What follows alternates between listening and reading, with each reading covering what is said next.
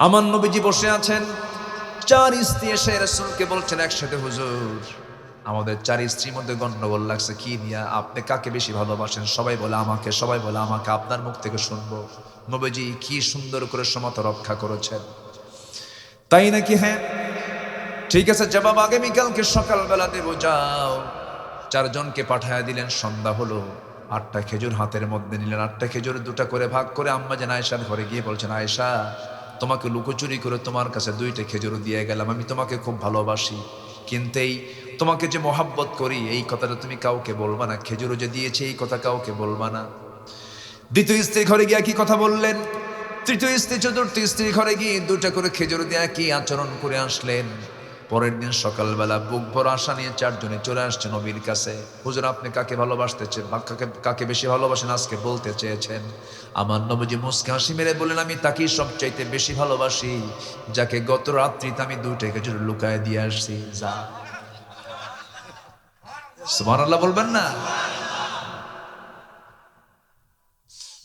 আমার বন্ধুগণ, একটু মনোযোগ দিয়ে কথাগুলো শুনি। আমরা নিজের পরিবারকে আমরা সময় দেব। আমার নবীজি দুনিয়া থেকে বিদায় নেওয়ার সময় কিন্তু কোনো সাহাবীর সঙ্গে তার শেষ কথা হয় নাই, স্ত্রীর সঙ্গে শেষ কথা হয়েছে, সন্তান মেয়ে ফাতিমার সঙ্গে তার সর্বশেষ কথা হয়েছে। আমার নবীজি পরিবার ছাড়া কোথাও চলতেন না বেশি। উহুদে গেছেন, স্ত্রী আম্মা জান আয়েশা সিদ্দিকাকে নিয়ে গেছেন। তাবুক অভিযানে গিয়েছেন, পরিবারকে সাথে নিয়ে চলে গেছেন। মক্কা থেকে মদিনায় হিজরত করেছেন, পরিবারকে সাথে নিয়েছেন। আমার নবীজি জীবনে একবার হজ করেছেন। হজ করেছেন জীবনে আমার নবী কয়বার? আর আমার দেশে 30 বার হজে যাওয়ার পরও সুদ ছাড়ে না। সুদ তো এলাকায় নাই মনে হয়। তাহলে থাক, ওই ওয়াজ থাক, ওই আজার করবো না। যেহেতু সবাই খায়, খান, বিসমিল্লাহ কয়া খান। আপনি না বললেও তো করবো। সে হুজুর আমি না তো। হাসিনা থাকতেই বাদ দেই নাই, আর এখন হাসিনা তো নাই, এজন্য আগের মতো আর বেশি করি না। আগে আরো বেশি বলতাম। আমাকে যারা ফলো করেন, আমাকে যারা শোনেন, আমি হক কথা একটা দিনের জন্য বলা বন্ধ রাখি না। বলেছি, জেল খেটেছি, আমাকে গুলি করা হয়েছে, আমাকে হত্যার পরিকল্পনা করা হয়েছে, অনেক কিছু করা হয়েছে। হক কথা বলা বন্ধ করি। সম্মানিত ভাইয়েরা, তাহলে 30 বার হজ করে শিক্ষা পাইল কি? সুদ খায়। আবার কয় কি জানেন?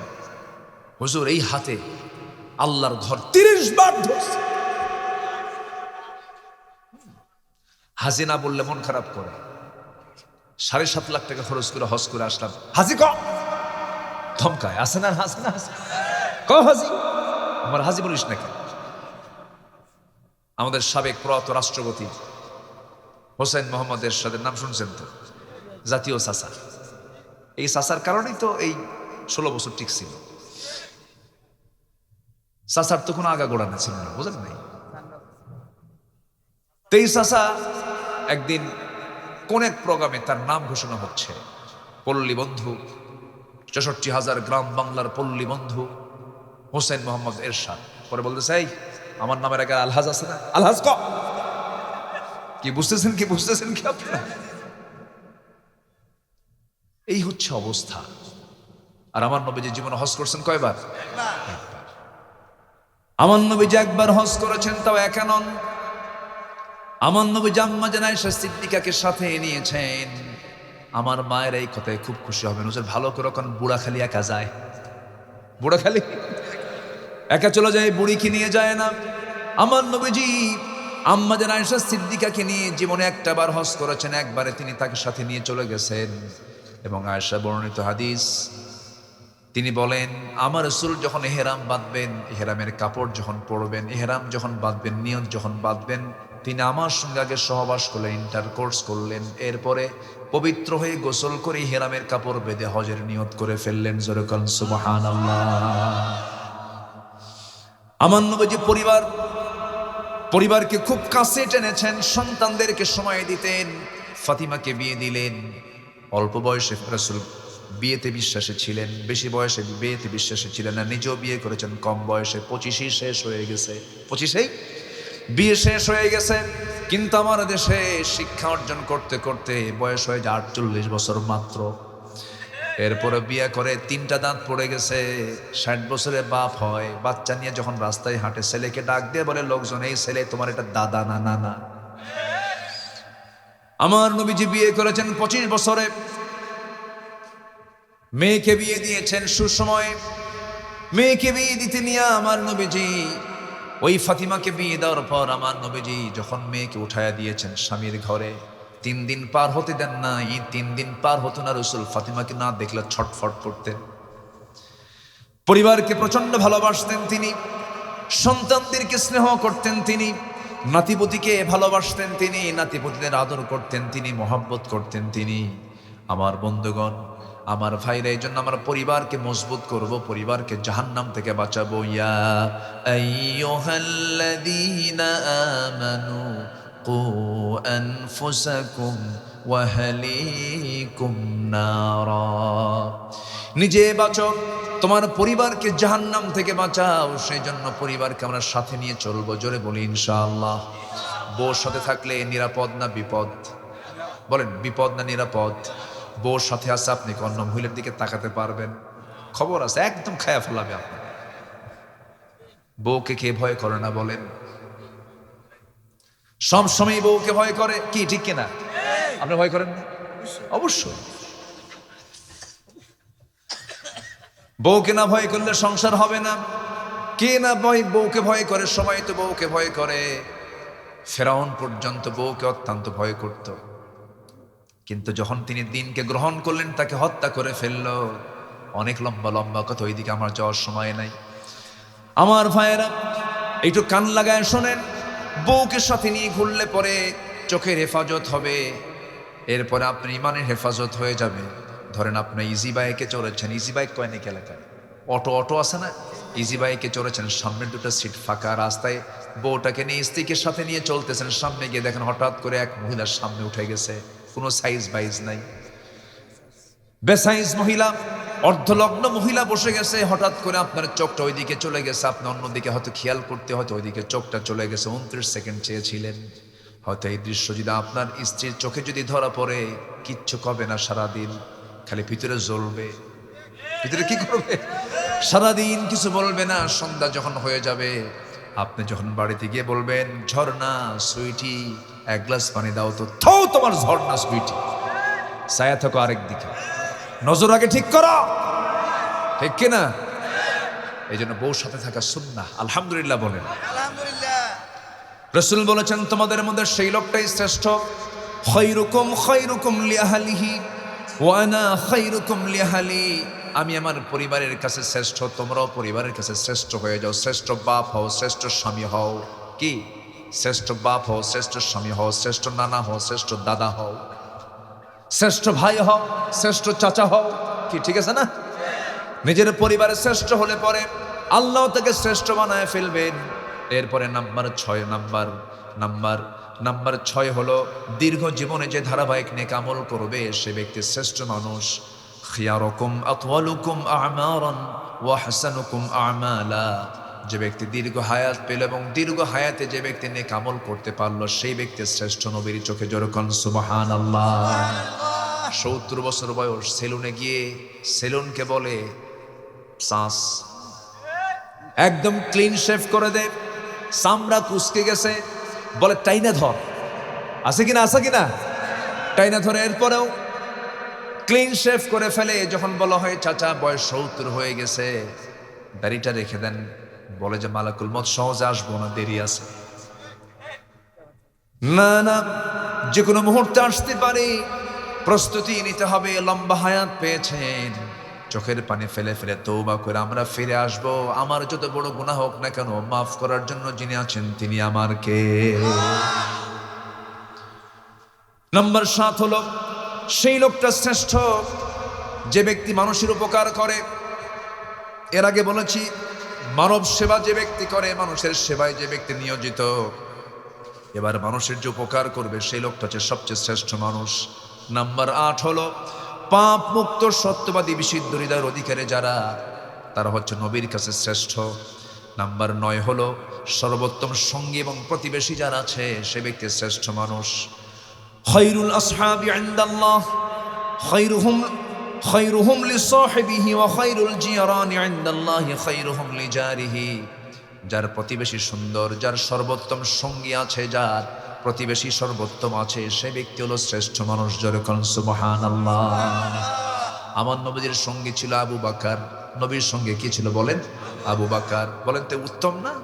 উত্তম। আমার নবীর প্রথম প্রতিবেশী ভালো ছিল না, প্রথম প্রতিবেশীটা ছিল হলো আবু জেহেল। কে ছিল বলেন? আবু জেহেল। কিন্তু মদিনা আসার পরে সব প্রতিবেশী সব কি হয়ে গেছে? ভালো হয়ে গেছে। রাসূল টিকতে পারেন নাই। আমার বন্ধুগণ, সর্বশেষ হাদিসের দৃষ্টিকোণ অনুযায়ী নাম্বার 10 হলো সেই বান্দা শ্রেষ্ঠ আমার নবীর চোখে যে ব্যক্তি আল্লাহর পথে জিহাদ করবে, আল্লাহর পথে জিহাদ করতে বের হয়, সেই ব্যক্তি সবচেয়ে শ্রেষ্ঠ ব্যক্তি। খায়রুন নাসি মানজিলাতুন রাজুলুন আলা মাতিন ফারাসিহি ইউখিফুল আদুফু ওয়া ইউখিফুনাহু। ওই লোকটাই শ্রেষ্ঠ যে ব্যক্তি আল্লাহর পথে জিহাদ করে। জোরে কোন সুবহানাল্লাহ। লামুমিনু মুজাহিদুন বিনাফসিহি ওয়া মালিহি ফি সাবিলিল্লাহ। আমার বন্ধুগণ, এটা গেল নবীর চোখে শ্রেষ্ঠ কারা, আল্লাহর চোখে শ্রেষ্ঠ কারা একটু শুনে নেই। সবাইকে শুনতে রাজি আছেন নাকি? সবাইকে শুনতে রাজি আছেন নাকি? জোরে বলি ইনশাআল্লাহ। আরো জোরে বলি ইনশাআল্লাহ। তাবারাকাল্লাযী জাআলা ফিস সামাই বুরুজান وجعل فيها سراجا وقمرا منيرا وهو الذي جعل الليل والنهار خلفة لمن أراد أن يذكر أو أراد شكورا। অতীব বরকতময় সেই মহান প্রভু যিনি এই মহাশূন্যের মাঝে বুরুজ সৃষ্টি করেছেন, এর মাঝে প্রদীপ্ত সূর্য সৃষ্টি করেছেন এবং আলোকিত চাঁদ সৃষ্টি করেছেন, এবং তিনি দিনের দিনের দিনের ভিতরে রাত ঢুকিয়েছেন, রাতের মধ্যে দিন ঢুকেছেন, রাতকে দিনের স্থলাভিষিক্ত করে দিয়েছেন, খিলফা করে দিয়েছেন। এত বড় পরিচয় পৃথিবীর কেউ দিতে পারে না, একমাত্র দিতে পারেন যিনি, তিনি আমার চিল্লায় বলুন কে? কে কে পরিচয় দিতে পারেন?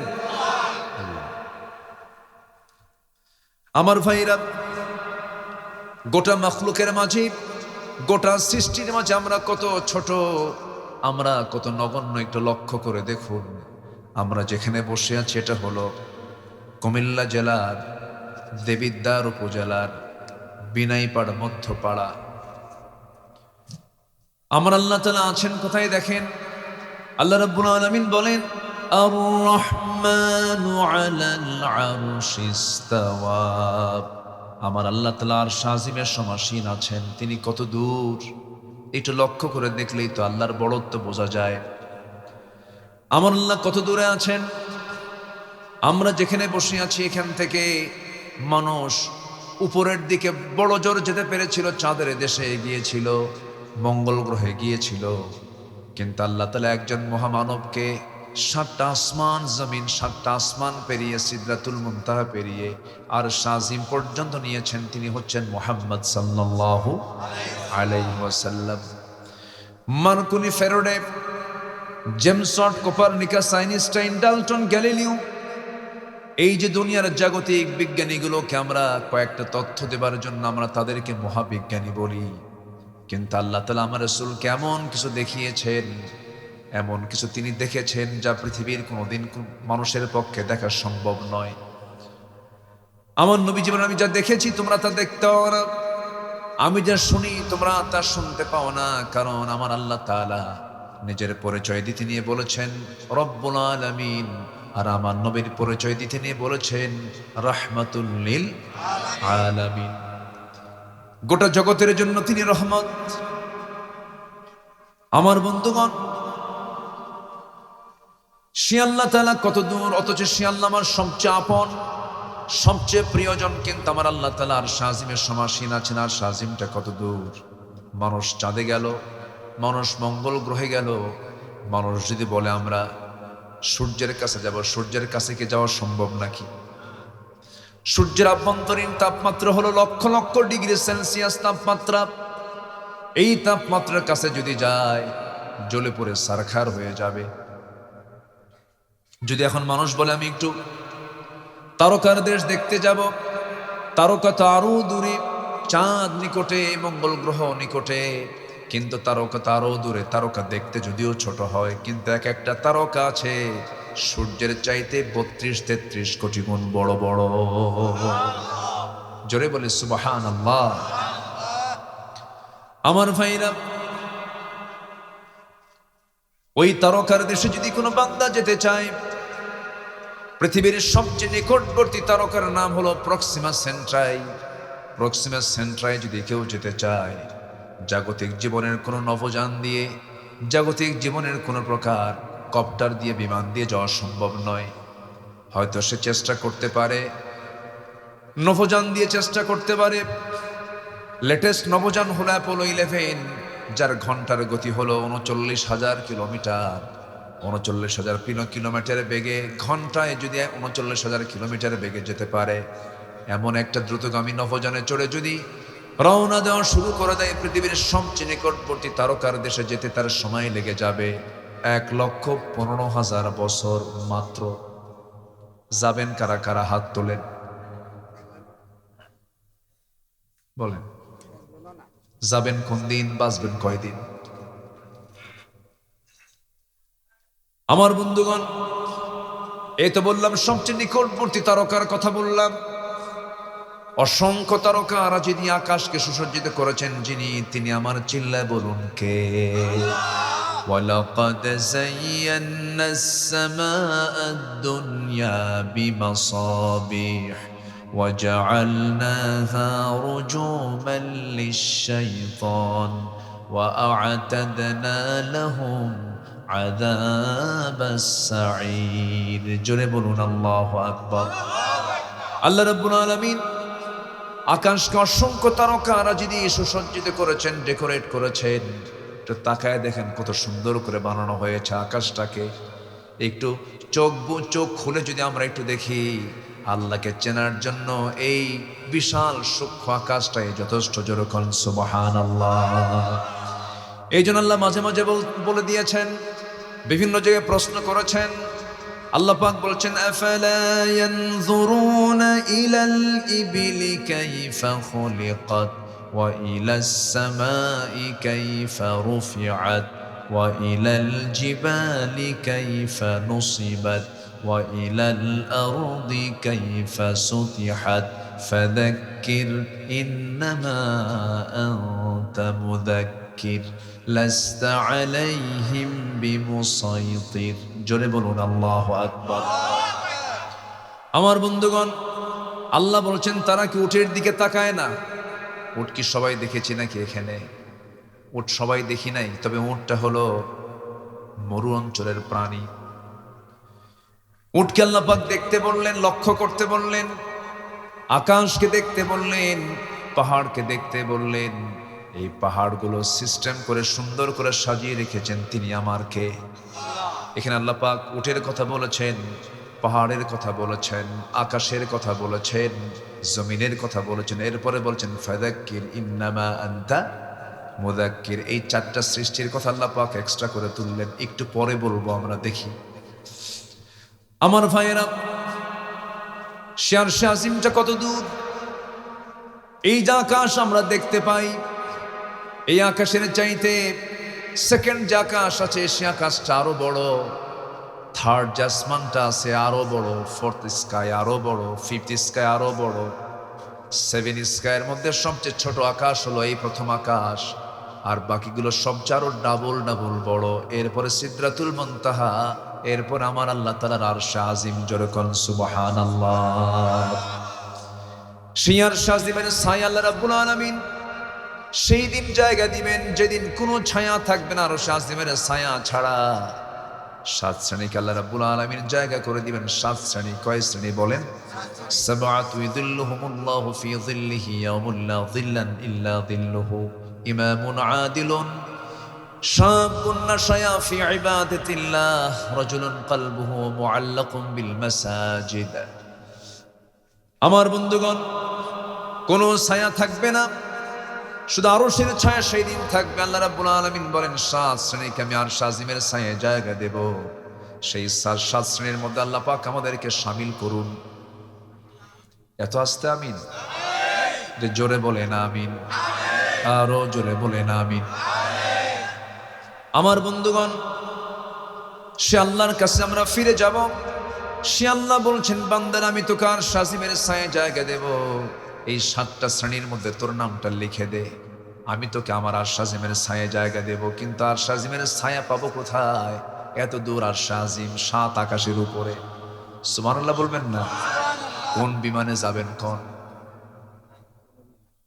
আল্লাহর স্পেশাল সাহায্য ছাড়া সম্ভব? আজ থেকে মানে সম্ভব? সম্ভব না। গোটা পৃথিবীর তুলনায়, গোটা দুনিয়া আকাশের তুলনা, আকাশের যে নভমণ্ডলটা আছে ওই তুলনায় মহাশূন্যের মাঝে পৃথিবীটা একটা ছোট্ট জায়গা। এই ছোট্ট জায়গার ছোট্ট একটা ভূখণ্ডের কিছু লোকের নেতৃত্ব পেলে ভাবে কি হুনুরে, কি হয়েছে আমি, অহংকার, আত্মগরিমা, দেশ আমার বাপের, আমার বাপ দেশ স্বাধীন করছে। ঠিক আছে না? কি প্রাউড, কি অহংকার। আল্লাহ বললেন, যা তোর দেশে রাখবই যা। কি ঠিক কিনা? কোথায় গিয়ে বসে আছে? মামু বাড়ি দিল্লি। হ্যাঁ, আল্লামা সাইদির কথা আল্লাহ পাক একদম অক্ষর অক্ষরে আল্লাহ পাক বাস্তবায়ন করেছে।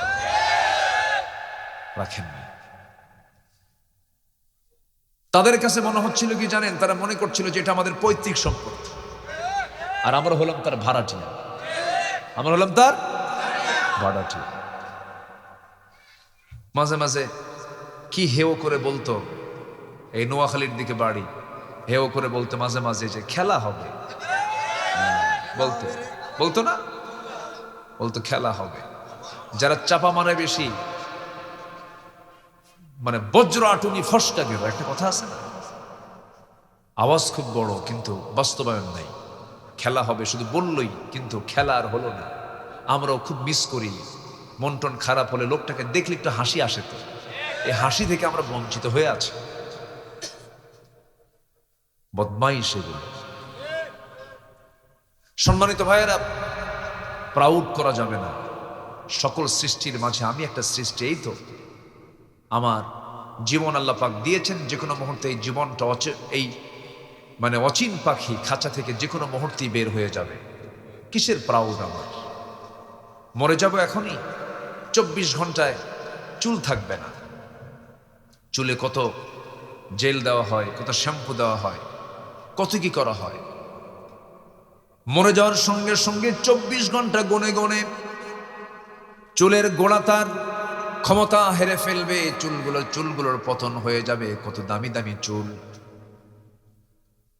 কত যত্ন করা হয়েছে চুলে ধুলা যেন না যায়, কত ডিজাইন করে চুল কাটিং করা হয়েছে। দেখবেন এখনকার যুবকরা কি সুন্দর করে চুল কাটে। 2 দিকে চুল নাই, পিছনেও চুল নাই, চামড়া বের করা কাউয়া কাটিং। মাথার উপরে গোল করে সেন্ট মার্টিন দ্বীপ। যখন বলা হয় এটা পাইছো কোথায়, বুঝবেন না হুজুর, আপডেট কিছু বোঝেন নাকি? আমাদেরকে বলে কি কোথায় পাইছো, এটা কোন স্টাইল, মেসি তুমি কে, নেইমার তুমি কে, কুত্তা। আমার বন্ধুগণ, এই চুলগুলোর পতন হয়ে যাবে 24 ঘন্টায়। এরপরে থাকবে না। এই চামড়াগুলোর কত যত্ন আমরা নিয়েছি, কত সাবান লাগিয়েছি, তেল সাবান লাগিয়েছি, শীতের মধ্যে কত কি লাগিয়েছি, কত প্রসাধন ইউজ করেছি। মরে যাওয়ার সঙ্গে সঙ্গে দেখা যাবে এই চামড়াগুলো 3 দিনে গলে গলে পোকার পেটের খাবার হয়ে যাবে। আমার দেহ পোকার নিয়ন্ত্রণে চলে যাবে।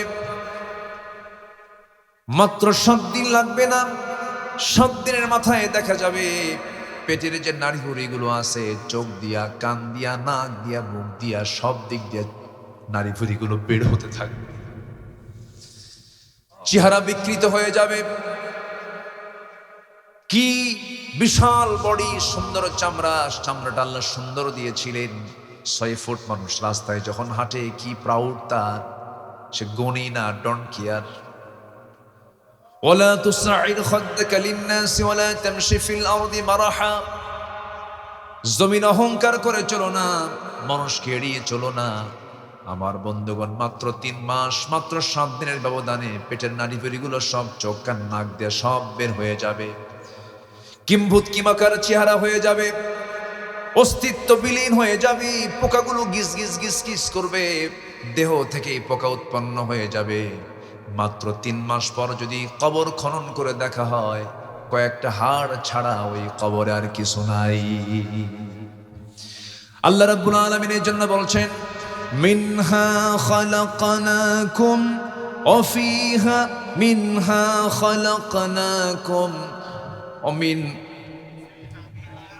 মিনহা খালাকনাকুম ওয়া ফিহা নুঈদুকুম ওয়া মিনহা নুখরিজুকুম তারাতান উখরা। কিচ্ছু থাকবে না, সব মাটি খেয়ে শেষ করে ফেলবে। দিন শেষে আমার বন্ধু কেউ নাই, দিন শেষে আমার বন্ধু কেবলমাত্র শুধুমাত্র একমাত্র তিনি আমার। চিল্লায় বলুন কে কে কে কে? আল্লাহ হচ্ছেন হুয়াল আউয়াল ওয়াল আখির ওয়াল যাহির ওয়াল বাতিন ওয়া হুয়া বিকুল্লি শাইইন আলিম। তিনি প্রথম, তিনি শেষ, তিনি প্রকাশ্য, তিনি গোপন। সকল ক্ষমতা একমাত্র তার। সকল ক্ষমতা কার বলেন? আসতে বলবেন না, কার? ক্ষমতা বলতে কাকে বুঝায়? আসলে ক্ষমতা বলতে কাকে বুঝায়? কিন্তু একবার ক্ষমতা পাইলে পরে ক্ষমতা ছাড়তে চায় না। সেই চরিত্র কোন দেশে সবচেয়ে বেশি? ক্ষমতা পাইলে সুপারগুলো আটা দিয়ে বসে। কত কষ্ট যে গেল 16 বছরের ফ্যাসিস্ট সরকার, কতগুলো জীবন নিল। শরীফ ওসমান হাদি। একটা মানুষের জীবনে তো নেগেটিভ পজিটিভ দুটোই থাকে, ভালো মন্দ থাকে তো, তাই না? উনি যে ফেরেশতা বলবো তা বলবো না, কিন্তু শরীফ ওসমান হাদি স্বল্প জীবনে যা করেছে, তার যে কোরবানি, এটা প্রশংসার দাবি রাখে। আসতে কন কেন? প্রশংসার দাবি রাখি কিনা বলেন? লা তাসুব্বুল আমওয়াত ফাইন্নাহুম ক্বাদ আফদাউ ইলা মা কদ্দামু। মৃত ব্যক্তিকে তোমরা গালি দিও না, কারণ সে তার আমলনামা নিয়ে চলে যায়।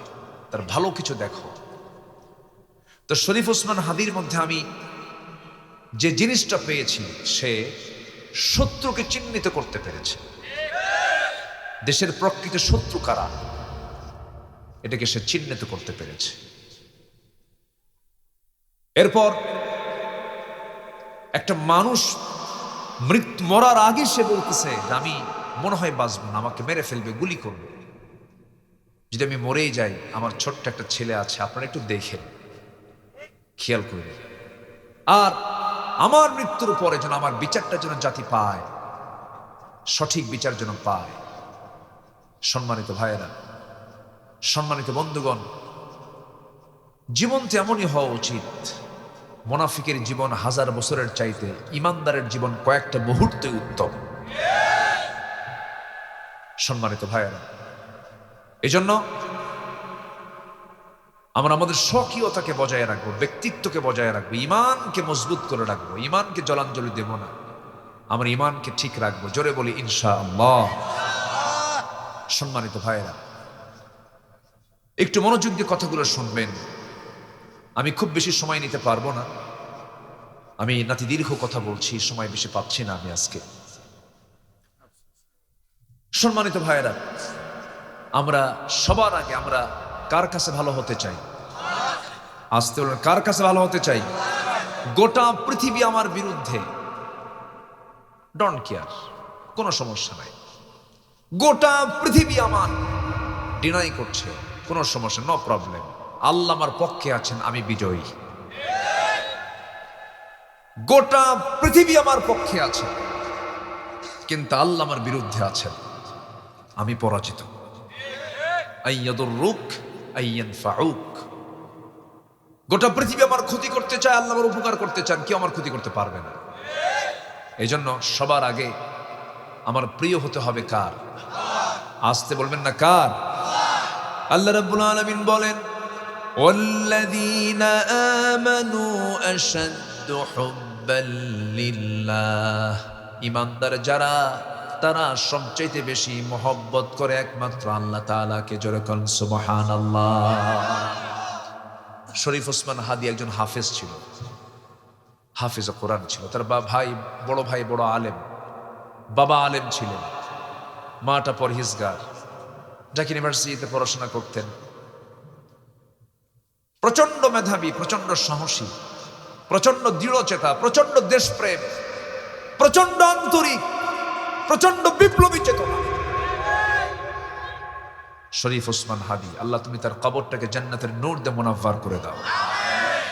আজকে 11 দিন চলে, আজ পর্যন্ত তার হত্যাকারীকে গ্রেফতার করতে পারল না। শুধু ব্যর্থতা নয়, চরম ব্যর্থতা, চরম ব্যর্থতা। আমরা চূড়ান্ত শাস্তি, চূড়ান্ত দৃষ্টান্তমূলক শাস্তি আমরা কামনা করছি। শরীফ হত্যার সঙ্গে যারাই জড়িত তাড়াতাড়ি সব জট খুলে বের করুন, চূড়ান্ত শাস্তি নিশ্চিত করুন। আর এটা যদি না করি আমরা, এটার জন্য যদি আমরা না কথা বলি, আমার আপনারও বিচার হবে না। একটা ব্যর্থ রাষ্ট্রের জন্য সবচেয়ে বড় উদাহরণ হলো বিচার না পাওয়া, সঠিক বিচার না আসা, না পাওয়া। এটা হচ্ছে ব্যর্থ রাষ্ট্রের সবচেয়ে বড় একটা দিক। এটা সম্মানিত ভাইয়েরা, সম্মানিত বন্ধুগণ, আল্লাহ পাকের সাথে আমাদের মহাব্বতটা বাড়াতে হবে। আমরা কার কাছে ভালো হতে চাই বলেন তো? আল্লাহর কাছে। রসুলের চোখেও আমরা ভালো হব। নবীর চোখে ভালো হওয়া লাগবে না? ভালো হতে হবে। 10টা শ্রেণী আছে হাদিসের দৃষ্টিকোণ থেকে। 10টা শ্রেণীকে আল্লাহ রসুল খুব ভালো বলেছেন, শ্রেষ্ঠ বলেছেন। রসুলের চোখে 10টা শ্রেণী উত্তম, খাইর শব্দ দিয়ে রসুল সম্বোধন করেছেন। যেরকম খাইরুকুম মান তাআল্লামাল কুরআনা ওয়া আল্লামাহু, তোমাদের মধ্যে সেই লোকটা শ্রেষ্ঠ যে নিজে কোরআন শেখে এবং অপরকে শেখায়। নবীর চোখে এটা একটা শ্রেষ্ঠ মানুষের পরিচয়, যে নিজে কোরআন শিখলো এবং অপরকে শেখালো। এরকম করে আল্লাহর দৃষ্টিতে আল্লাহর পছন্দনীয় কিছু বান্দা আছে। কারা কারা? একটু পরে আসতেছি। নবীজির চোখে কারা কারা ভালো একটু বলে নেই। নাম্বার 2 হলো সর্বোত্তম আখলাকের অধিকারী যারা, তারা হলো শ্রেষ্ঠ। রাসূল বলেছেন, ইন্না খিয়ারাকুম আহাসিনুকুম আখলাকা, তোমাদের মধ্যে সবচেয়ে শ্রেষ্ঠ ব্যক্তি সেই যে চারিত্রিক দিক থেকে যে ব্যক্তি যে উত্তম, সেই হলো সবচেয়ে শ্রেষ্ঠ মানুষ। 1000 বছর রাত জেগে জেগে তাহাজ্জুদ পড়লাম, কিন্তু চরিত্র সুন্দর নয়, কোনো কাম হবে না। বরং 1000 বছর তাহাজ্জুদ না পড়ে যদি চরিত্র সুন্দর রাখা যায়, জিনার থেকে বাঁচা যায়, গুনাহ থেকে বাঁচা যায়, বান্দার হক থেকে বাঁচা যায়, নষ্ট করা থেকে বাঁচা যায়, ওই সর্বোত্তম চরিত্রই বেশি ওজন বানায়া দিয়া তাকে জান্নাতের মেহমান বানায়া নেবে। فَأَمَّا مَنْ ثَقُلَتْ مَوَازِينُهُ فَهُوَ فِي عِيشَةٍ رَاضِيَةٍ وَأَمَّا مَنْ خَفَّتْ مَوَازِينُهُ فَأُمُّهُ هَاوِيَةٌ وَمَا أَدْرَاكَ مَا هِيَهْ نَارٌ حَامِيَةٌ। নাম্বার 3 হলো ঋণ পরিশোধের যে বান্দা সবচেয়ে সজাগ থাকে, ঋণ পরিশোধ করা ব্যক্তিকে রাসূল শ্রেষ্ঠ বলেছেন। ইন্না খিয়ারাকুম আহসানুকুম আকাদা, তোমাদের মধ্যে সেই লোকটাই শ্রেষ্ঠ যে ঋণ পরিশোধ করতে নিজেকে প্রস্তুত রাখে, সেই লোকটা সবচেয়ে শ্রেষ্ঠ। কিন্তু আমাদের সামাজিক অবস্থানটা এমন, ঋণদাতা বিপদে না ঋণ গ্রহীতা বিপদে? বলেন বলেন। যে ঋণ দেয় সেই তো বিপদে পড়ে। সম্পর্ক নষ্ট করতে চান, টাকা খরচ দিবেন, সম্পর্ক এমনি নষ্ট। লেনদেন নাই বলা চলে। রাসূলকে প্রশ্ন করা হলো, মাতাসা ইয়া রাসূলুল্লাহ, কিয়ামত কখন হবে? আমার রাসূল বললেন, কিয়ামত হবে তখন ইদা উদিআতিল আমানা, যখন আমানতদারিতা নষ্ট হয়ে যাবে। ঋণ দেবে, ঋণের টাকা মনে করবে শোধ করে, এটাকে জরুরি মনে করবে না, তখন ভাববে এটা কিয়ামতের লক্ষণ। কিসের লক্ষণ বলেন? কিয়ামতের লক্ষণ। আমার বন্ধুগণ টাকা দেয় না, ধার দিয়েছেন, যাকে ধার দিয়েছেন প্রথম দিন চাইলেন, বললেন ভাই অমুক দিন দেওয়ার কথা ছিল, টাকাটা দাও, কোনো খবর নাই। দ্বিতীয় দিন আবার বলছেন, সে মুখ ভেসকি কাটে। তৃতীয় দিন একটু লোকের মাঝে বললেন ভাই টাকাটা দিবেন কোন দিন, উল্টা মেজাজ আছে না, উল্টা মেজাজ। আর কি আমার কি মান সম্মান নাই? তুমি আমার কাছে লোকের সামনে টাকা চাও। শেষে যে টাকা পায় সেই এক বিকুব হয়ে যায়। বিকুব হয়ে বলে ভাই তোমার দিলাম টাকা খরচ, আর তুমি আমারে হুমকি দাও, ধমক দাও, জীবনে আর টাকা চাবি না, আমি যখন মনে হয় তখন দিয়ে আসবো তুমি। রাগের ঠেলে যে ঋণ দিছে, যে ঋণদাতা, সে বলে আল্লাহ তোমাকে সাক্ষী রেখে একে বলে গেলাম, যা তোর কাছ থেকে জীবনে টাকা চাবো না, তোর থেকে টাকা আদায় করবো হাসুরের দিন। জবাবে ঋণ গ্রহীতা যে ঋণ নিছে সে কয়, যা লম্বা ডেট পাইছি, যা। কি কথা কি বোঝা গেল? এদের জন্য জান্নাত না জাহান্নাম? ঋণ এমন একটি মানে বিপদ, ঋণগ্রস্ত ব্যক্তির এমন একটা বিপদ, এটা এমন একটা নিন্দনীয় কাজ। ঋণ করে যে মারা যায় তার রুহটা ঝুলন্ত থাকে। কি থাকে? ঝুলন্ত, সিদ্ধান্তহীনতায় থাকে, ঝুলন্ত থাকে। হাদিসে এসেছে আমার নবীজি ঋণগ্রস্ত ব্যক্তির জানাজা পড়াতেন না। কে ঋণ আছে জানাজাই পড়ান না, যা। কি কথা বুঝতেছেন আপনারা? আমার দেশে সবচেয়ে বেশি ঋণগ্রস্ত কারা? গরিব মানুষ। কারা? 10,000 কোটি টাকার মালিক, 20,000 কোটি টাকার লোন, ভিআইপি ফকির। কি ফকির? ভিআইপি ফকির। আমার আপনার টাকা দিয়ে ওরা ধনী। আবার লেখা থাকে ঋণ খেলাপিকে বয়কট করুন। ঋণ খেলাপিকে কি করুন? বয়কট করুন। একটা মানে ওই যে বিড়ির গায়ে ওয়াজ লেখা আছে না, বিড়ির গায়ে ওয়াজ লেখা থাকে না, সংবিধিবদ্ধ সতর্কীকরণ, ধূমপান বিষপান, ধূমপান হৃদরোগের কারণ, ওর মধ্যে ওয়াজ লেখা থাকে। এরকম ঋণ খেলাপিদের বয়কট করুন, ওই বিড়ি খাওয়ার ওই বিড়ির প্যাকেটের ওয়াজের মতো। আমার নবী যে ঋণগ্রস্ত ব্যক্তির জানাজা পড়াতেন না যতক্ষণ না ঋণ না শোধ হতো। এক সাহাবী বলতেছেন, হুজুর পড়ান, ঋণ আছে, তুমি কি দায়িত্ব নেবে? হুজুর আমি দায়িত্ব। তুমি যদি দায়িত্ব নাও জানাজা পড়ান। কত ভয়ঙ্কর একটা জিনিস হচ্ছে ঋণ নিয়ে কবরে যাওয়া। আমরা ঋণ মুক্ত জীবন গড়বো, জোরে বলি ইনশাআল্লাহ। আলু ভর্তা, আদা সিদ্ধ ডাল, আর নয় মরিচ ভর্তা খেলাম, কিন্তু কোন ঋণের বোঝা নিয়ে কবরে যাব না আমরা। আল্লাহ কবুল করুন, আল্লাহ কবুল করুন। এই কথাগুলো কি বলার দরকার আছে ভাই? আছে কিনা বলেন? শহীদের শাহাদত ক্যান্সেল হয়ে যাবে, শহীদের শাহাদত, শহীদের মর্যাদা ক্যান্সেল হয়ে যাবে ঋণের কারণে। এত ভয়ঙ্কর হচ্ছে ঋণ। আল্লাহ ঋণের বোঝা থেকে আমাদেরকে বাঁচাও। একটা দোয়া আছে, আল্লাহুম্মা ইন্নী আউযু বিকা মিনাল হাম্মি ওয়াল হাযানি ওয়াল আজাজি ওয়াল কাসালি ওয়াল জুবনি ওয়াল বুখলি ওয়া দালা'id দাইনি ওয়া গালাবাতির রিজাল। এখানে ঋণ থেকে আল্লাহর কাছে আশ্রয় চাওয়া হয়েছে। আল্লাহ তোমার কাছে ঋণ মুক্ত জীবন চাই, তোমার কাছে আশ্রয় চাই। আল্লাহ ঋণ মুক্ত জীবন গড়ার তৌফিক দাও। আমার নবীর চোখে 10 শ্রেণী শ্রেষ্ঠ, এর মধ্যে নাম্বার 3 হচ্ছে যারা ঋণ পরিশোধের শ্রেষ্ঠ ব্যক্তি। ঋণ পরিশোধে যারা নিজেকে প্রস্তুত রাখে তার হচ্ছে শ্রেষ্ঠ, যারা জোরে বলি আল্লাহু আকবার। তাও বুখারী শরীফের হাদিস কিন্তু এটা। নাম্বার 4 হলো ওই লোকগুলো শ্রেষ্ঠ যারা সর্বক্ষণ মানব সেবায় নিজেকে নিয়োজিত রাখে। খায়রুন নাসি মান ইয়ানফাউন নাস। মানুষের সেবায় নিয়োজিত ব্যক্তি আমার নবীর চোখে শ্রেষ্ঠ। নাম্বার 5 হলো পরিবারের নিকট যারা সর্বোত্তম ব্যক্তি, তারা আমার নবীর কাছে শ্রেষ্ঠ মানুষ।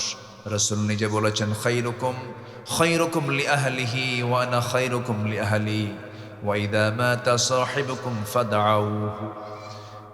আমার রাসূল বলেন, ওই বান্দা তোমাদের মধ্যে শ্রেষ্ঠ বান্দা যে তার পরিবারের কাছে শ্রেষ্ঠ হয়। আমি রাসূল, আমি নিজের পরিবারের কাছেও আমি শ্রেষ্ঠ। আমার পরিবারে আমার দাম আছে। আমার বন্ধুগণের জন্য বাহিরে ভালো হওয়ার চাইতে সবার আগে ভালো হতে হবে নিজের পরিবারের কাছে। বাহিরে বিশাল পরিচয় পীরজাদা, কিন্তু বাড়িতে হারামজাদা। হ্যাঁ, ঠিক আছে না? বাহিরে বিশাল বড় পরিচয়, বিশাল বড় বুজুর্গ, কিন্তু বউ জানে এটা কত নম্বর লুচ্চা। আস্তে কন কেন বলেন? আস্তে কন কেন? এই জন্য আগে ভালো হতে হবে, বাহিরে না ভিতরে? ভিতরে ভালো হতে হবে। রাসূল বলেছেন, আমি আমার পরিবারের কাছে শ্রেষ্ঠ। আমার নবীজি বসে আছেন, 4 স্ত্রী এসে রাসূলকে বলছেন একসাথে, হুজুর আমাদের 4 স্ত্রীর মধ্যে গন্ডগোল লাগছে, কি নিয়া? আপনি কাকে বেশি ভালোবাসেন? সবাই বলে আমাকে, সবাই বলে আমাকে, আপনার মুখ থেকে শুনবো। নবীজি কি সুন্দর করে সমতা রক্ষা করেছেন। তাই নাকি? হ্যাঁ, ঠিক আছে, জবাব আগামীকালকে সকালবেলা দেবো, যাও। 4 জনকে পাঠায় দিলেন। সন্ধ্যা হলো, 8টা খেজুর হাতের মধ্যে নিলেন। 8টা খেজুর 2টা করে ভাগ করে আম্মা জান আয়েশার ঘরে গিয়ে বলছেন, আয়েশা তোমাকে লুকোচুরি করে তোমার কাছে 2টা খেজুর দিয়ে গেলাম, আমি তোমাকে খুব ভালোবাসি, কিন্তু এই তোমাকে যে মোহাব্বত করি এই কথাটা তুমি কাউকে বলবা না, খেজুরও যে দিয়েছে এই কথা কাউকে বলবা না। দ্বিতীয় স্ত্রীর ঘরে গিয়ে কি কথা বললেন, তৃতীয় স্ত্রী, চতুর্থ স্ত্রীর ঘরে গিয়ে 2টা করে খেজুর দিয়ে কি আচরণ করে আসলেন। পরের দিন সকালবেলা বুক ভরা আশা নিয়ে 4 জনে চলে আসছে নবীর কাছে। হুজুর আপনি কাকে ভালোবাসতেছেন, কাকে বেশি ভালোবাসেন আজকে বলতে চেয়েছেন।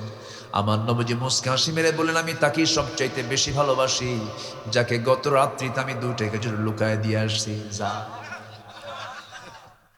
সুবহানাল্লাহ বলবেন না? আমার বন্ধুগণ, একটু মনোযোগ দিয়ে কথাগুলো শুনি। আমরা নিজের পরিবারকে আমরা সময় দেব। আমার নবীজি দুনিয়া থেকে বিদায় নেওয়ার সময় কিন্তু কোনো সাহাবীর সঙ্গে তার শেষ কথা হয় নাই, স্ত্রীর সঙ্গে শেষ কথা হয়েছে, সন্তান মেয়ে ফাতিমার সঙ্গে তার সর্বশেষ কথা হয়েছে। আমার নবীজি পরিবার ছাড়া কোথাও চলতেন না বেশি। উহুদে গেছেন, স্ত্রী আম্মা জান আয়েশা সিদ্দিকাকে নিয়ে গেছেন। তাবুক অভিযানে গিয়েছেন, পরিবারকে সাথে নিয়ে চলে গেছেন। মক্কা থেকে মদিনায় হিজরত করেছেন, পরিবারকে সাথে নিয়েছেন। আমার নবীজি জীবনে একবার হজ করেছেন। হজ করেছেন জীবনে আমার নবী কয়বার? আর আমার দেশে 30 বার হজে যাওয়ার পরও সুদ ছাড়ে না। সুদ তো এলাকায় নাই মনে হয়। তাহলে থাক, ওই ওয়াজ থাক, ওই আজার করবো না। যেহেতু সবাই খায়, খান, বিসমিল্লাহ কয়া খান।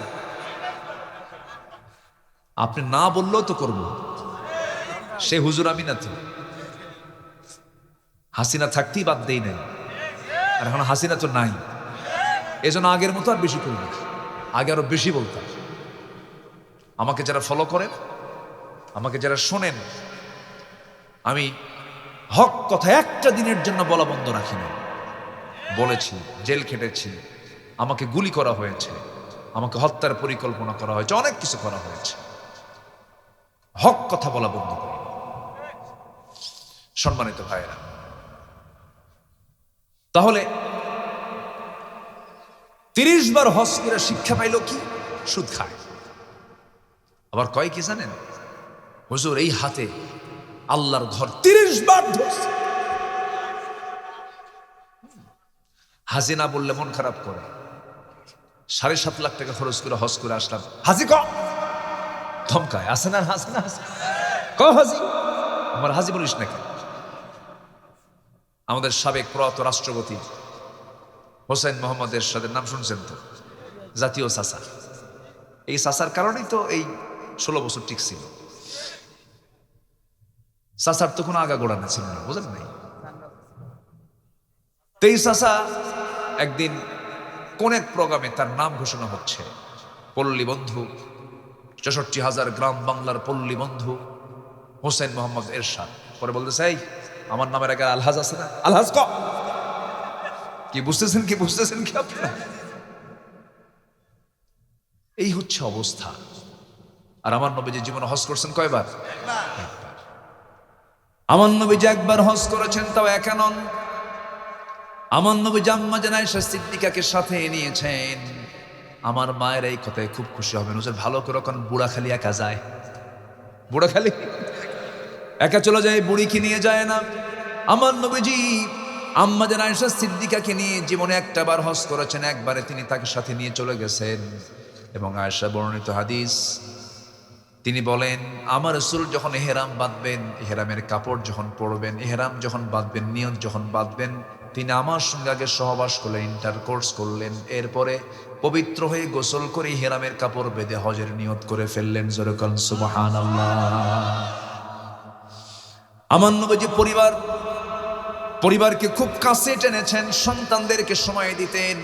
ফাতিমাকে বিয়ে দিলেন। অল্প বয়সে রাসূল বিয়েতে বিশ্বাসী ছিলেন, বেশি বয়সে বিয়েতে বিশ্বাসী ছিলেন না। নিজেও বিয়ে করেছেন কম বয়সে, 25 শেষ হয়ে গেছে, 25 বিয়ে শেষ হয়ে গেছে। কিন্তু আমার দেশে শিক্ষা অর্জন করতে করতে বয়স হয়ে যায় 48 বছর মাত্র। এরপরে বিয়ে করে 3টা দাঁত পড়ে গেছে, 60 বছরে বাপ হয়। বাচ্চা নিয়ে যখন রাস্তায় হাঁটে, ছেলেকে ডাক দিয়ে বলে লোকজন, এই ছেলে তোমার এটা দাদা না নানা। আমার নবীজি বিয়ে করেছেন 25 বছরে, মেয়েকে বিয়ে দিয়েছেন সুসময়ে। মেয়েকে বিয়ে দিতে নিয়ে আমার নবীজি ওই ফাতিমাকে বিয়ে দেওয়ার পর আমার নবীজি যখন মেয়েকে উঠায়া দিয়েছেন স্বামীর ঘরে, 3 দিন পার হতে দেন না। এই 3 দিন পার হতো না, রাসূল ফাতিমাকে না দেখলে ছটফট করতেন। পরিবারকে প্রচন্ড ভালোবাসতেন তিনি, সন্তানদেরকে স্নেহ করতেন তিনি, নাতিপতিকে ভালোবাসতেন তিনি, নাতিপতিদের আদর করতেন তিনি, মহব্বত করতেন তিনি। আমার বন্ধুগণ, আমার ভাইরা, এই জন্য আমার পরিবারকে মজবুত করব, পরিবারকে জাহান্নাম থেকে বাঁচাবো। ইয়া আইয়ুহাল্লাযীনা আমানু কু আনফুসাকুম ওয়া আহলিকুম নারা। নিজে বাঁচো, তোমার পরিবারকে জাহান্নাম থেকে বাঁচাও। সেই জন্য পরিবারকে আমরা সাথে নিয়ে চলবো। জোরে বলি ইনশাআল্লাহ। বউর সাথে থাকলে নিরাপদ না বিপদ? বলেন, বিপদ না নিরাপদ? বউর সাথে আছে, আপনি অন্য মহিলার দিকে তাকাতে পারবেন? খবর আছে, একদম খায়া ফেলাবে আপনি। বউকে কে ভয় করে না বলেন? সবসময় বউকে ভয় করে, কি ঠিক কিনা? আপনি ভয় করেন না? অবশ্যই। বউকে না ভয় করলে সংসার হবে না। কে না বউকে ভয় করে? সবাই তো বউকে ভয় করে। ফেরাউন পর্যন্ত বউকে অত্যন্ত ভয় করত, কিন্তু যখন তিনি দিনকে গ্রহণ করলেন তাকে হত্যা করে ফেললো। অনেক লম্বা লম্বা কথা, ওইদিকে আমার যাওয়ার সময় নাই। আমার ভাইয়েরা, একটু কান লাগায় শোনেন। বউকে সাথে নিয়ে ঘুরলে পরে চোখের হেফাজত হবে, এরপরে আপনার ইমানের হেফাজত হয়ে যাবে। ধরেন আপনি ইজি বাইকে চড়েছেন, ইজি বাইক কয় নাকি এলাকায়? অটো আছে না? ইজি বাইকে চড়েছেন, সামনের 2টা সিট ফাঁকা, রাস্তায় বউটাকে নিয়ে স্ত্রীকে সাথে নিয়ে চলতেছেন। সামনে গিয়ে দেখেন হঠাৎ করে এক মহিলার সামনে উঠে গেছে, কোনো সাইজ বাইজ নাই, বেসাইজ মহিলা, অর্ধলগ্ন মহিলা বসে গেছে। হঠাৎ করে আপনার চোখটা ওইদিকে চলে গেছে, আপনি অন্যদিকে হয়তো খেয়াল করতে, হয়তো ওইদিকে চোখটা চলে গেছে। 29 সেকেন্ড চেয়েছিলেন। হয়তো এই দৃশ্য যদি আপনার স্ত্রীর চোখে যদি ধরা পড়ে, কিচ্ছু করবে না সারাদিন, খালি ভিতরে জ্বলবে। ভিতরে কি করবে? সারাদিন কিছু বলবে না। সন্ধ্যা যখন হয়ে যাবে, আপনি যখন বাড়িতে গিয়ে বলবেন, ঝর্ণা সুইটি 1 গ্লাস পানি দাও তো, থাও তোমার ঝর্ণা সুইটি, ছায়া থাকো আরেক দিকে, নজর আগে ঠিক করো, ঠিক কিনা? এই জন্য বউর সাথে থাকা সুন্নাহ। আলহামদুলিল্লাহ বলেন। আলহামদুলিল্লাহ। রাসূল বলেছেন, তোমাদের মধ্যে সেই লোকটাই শ্রেষ্ঠ, খায়রুকুম খায়রুকুম লিআহলিহি ওয়া আনা খায়রুকুম লিআহলি। আমি আমার পরিবারের কাছে শ্রেষ্ঠ, তোমরাও পরিবারের কাছে শ্রেষ্ঠ হয়ে যাও। শ্রেষ্ঠ বাপ হও, শ্রেষ্ঠ স্বামী হও। কি? শ্রেষ্ঠ বাপ হও, শ্রেষ্ঠ স্বামী হও, শ্রেষ্ঠ নানা হও, শ্রেষ্ঠ দাদা হও, শ্রেষ্ঠ ভাই হও, শ্রেষ্ঠ চাচা হও। কি ঠিক আছে না? নিজের পরিবারে শ্রেষ্ঠ হলে পরে আল্লাহ তাকে শ্রেষ্ঠ বানায় ফেলবেন। এরপরে নাম্বার 6 হলো, দীর্ঘ জীবনে যে ধারাবাহিক নেক আমল করবে সে ব্যক্তি শ্রেষ্ঠ মানুষ। খিয়ারুকুম আতওয়ালুকুম আমারান ওয়া আহসানুকুম আমালা। যে ব্যক্তি দীর্ঘ হায়াত পেল এবং দীর্ঘ হায়াতে যে ব্যক্তি নেক আমল করতে পারলো, সেই ব্যক্তি শ্রেষ্ঠ। নবীর চোখে যেরকম সুবহানাল্লাহ। 70 বছর বয়স, সেলুনে গিয়ে সেলুনকে বলে সাস, একদম ক্লিন শেভ করে দে, চামড়া কুচকে গেছে, বলে টাইনা ধর। আছে কিনা? আছে কিনা? টাইনা ধরে এরপরেও ক্লিন শেভ করে ফেলে। যখন বলা হয় চাচা বয়স 70 হয়ে গেছে, দাড়িটা রেখে দেন, বলে যে মালাকুল মত সহজে আসবো না, দেরি আছে। না না, যে কোনো মুহূর্তে আসতে পারে, প্রস্তুতি নিতে হবে। লম্বা হায়াত পেয়েছেন, চোখের পানি ফেলে ফেলে তওবা করে আমরা ফিরে আসব। আমার যত বড় গুনাহ হোক না কেন, মাফ করার জন্য যিনি আছেন তিনি আমার কে? নাম্বার 7 হলো, সেই লোকটা শ্রেষ্ঠ যে ব্যক্তি মানুষের উপকার করে। এর আগে বলেছি, মানব সেবা যে ব্যক্তি করে, মানুষের সেবায় যে ব্যক্তি নিয়োজিত, এবার মানুষের যে উপকার করবে সেই লোকটা হচ্ছে সবচেয়ে শ্রেষ্ঠ মানুষ। নাম্বার 8 হলো পাপ মুক্ত সত্যবাদী বিশুদ্ধ হৃদয়ের অধিকারী যারা, তারা হচ্ছে নবীর কাছে শ্রেষ্ঠ। নাম্বার 9 হলো সর্বোত্তম সঙ্গী এবং প্রতিবেশী যারা আছে সে ব্যক্তি শ্রেষ্ঠ মানুষ। খায়রুল আসহাবি ইনদাল্লাহ খায়রুহুম লিসাহিবিহি ওয়া খায়রুল জিরানি ইনদাল্লাহি খায়রুহুম লিজারিহি। যার প্রতিবেশী সুন্দর, যার সর্বোত্তম সঙ্গী আছে, যার প্রতিবেশী সর্বোত্তম আছে, সে ব্যক্তি হলো শ্রেষ্ঠ মানুষ। জোরে বলুন সুবহানাল্লাহ। আমার নবীর সঙ্গী ছিল আবু বকর। নবীর সঙ্গে কি ছিল বলেন? আবু বকর। বলেন তো উত্তম না? উত্তম। আমার নবীর প্রথম প্রতিবেশী ভালো ছিল না, প্রথম প্রতিবেশীটা ছিল হলো আবু জেহেল। কে ছিল বলেন? আবু জেহেল। কিন্তু মদিনা আসার পরে সব প্রতিবেশী সব কি হয়ে গেছে? ভালো হয়ে গেছে। রাসূল টিকতে পারেন নাই। আমার বন্ধুগণ, সর্বশেষ হাদিসের দৃষ্টিকোণ অনুযায়ী নাম্বার 10 হলো সেই বান্দা শ্রেষ্ঠ আমার নবীর চোখে যে ব্যক্তি আল্লাহর পথে জিহাদ করবে, আল্লাহর পথে জিহাদ করতে বের হয়, সেই ব্যক্তি সবচেয়ে শ্রেষ্ঠ ব্যক্তি। খায়রুন নাসি মানজিলাতুন রাজুলুন আলা মাতিন ফারাসিহি ইউখিফুল আদুফু ওয়া ইউখিফুনাহু। ওই লোকটাই শ্রেষ্ঠ যে ব্যক্তি আল্লাহর পথে জিহাদ করে। জোরে কোন সুবহানাল্লাহ। লামুমিনু মুজাহিদুম বিনাফসিহি ওয়া মালিহি ফি সাবিলিল্লাহ। আমার বন্ধুগণ, এটা গেল নবীর চোখে শ্রেষ্ঠ কারা, আল্লাহর চোখে শ্রেষ্ঠ কারা একটু শুনে নেই। সবাইকে শুনতে রাজি আছেন নাকি?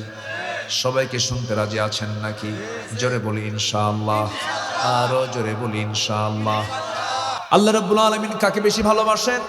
ইন্নাল্লাহা ইউহিব্বুল্লাযীনা ইউকাতিলুনা ফি সাবিলিল্লাহ।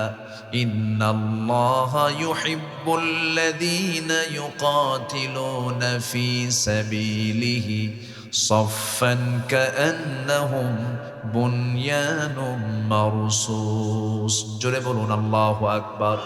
আরো জোরে আল্লাহু আকবার। আল্লাহ তাআলা সেই বান্দাকে সবচেয়ে বেশি ভালোবাসেন যে বান্দা আল্লাহর রাস্তায়, আল্লাহর দিন কায়েমের জন্য যারা সীসা ঢালা প্রাচীরের মতো কাতারবদ্ধ হয়ে যারা আল্লাহর পথে সংগ্রাম করে, ওই সমস্ত বান্দাকে আল্লাহ তাআলা দারুণ বেশি ভালোবাসেন। যেরকম সুবহানাল্লাহ। আমরা কার ভালোবাসার প্রিয় পাত্র হব? আজ তরুণ কার ভালোবাসার প্রিয় পাত্র হব? আল্লাহকে যদি পেয়ে যায় একবার, পৃথিবীর কাউকে লাগবে না। আল্লাহকে একবার যদি পেয়ে যায়, পৃথিবীর কারো কোনো প্রয়োজন হবে না। আমার সকল প্রয়োজনের সমস্ত অভাবগুলো পূরণ করবেন তিনি। আমার কে? আল্লাহ রাব্বুল আলামিন আরেক জায়গায় বলছেন, কোন লোকটার কথা সবচেয়ে সুন্দর দেখো আমার চোখে। ওয়ামান আহসানু কাওলাম মিম্মান দাআ ইলাল্লাহি ওয়া আমিলা সালিহান ওয়া ক্বালা ইন্নানি মিনাল মুসলিমিন। তার কথার চাইতে উত্তম কথা কার হতে পারে? যে লোকটা মানুষকে আল্লাহর দিকে ডাকে এবং নিজে ভালো আমল করে এবং নিজে বুক উঁচু করে পরিচয় দেয়, আমি আল্লাহকে সবচেয়ে বেশি ভালোবাসি। জোরে কোন সুবহানাল্লাহ। জিকির করি লা ইলাহা।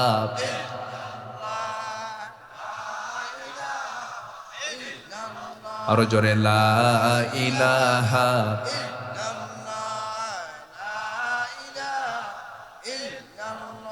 আরো জোরে লা ইলাহা।